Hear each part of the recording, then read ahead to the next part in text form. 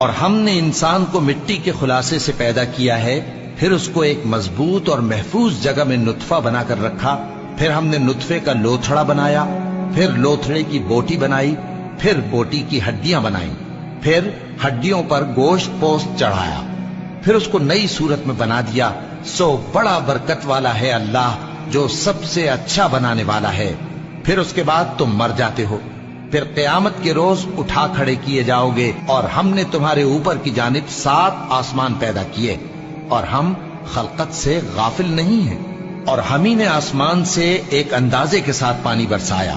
پھر اس کو زمین میں ٹھہرا دیا، اور ہم اس کے نابود کر دینے پر بھی قادر ہیں۔ پھر ہم نے اس سے تمہارے لیے کھجوروں اور انگوروں کے باغ بنائے، ان میں تمہارے لیے بہت سے میوے ہوتے ہیں، اور ان میں سے تم کھاتے ہو۔ اور وہ درخت بھی ہم ہی نے پیدا کیا جو طور سینا کے دامن میں ہوتا ہے، یعنی زیتون کا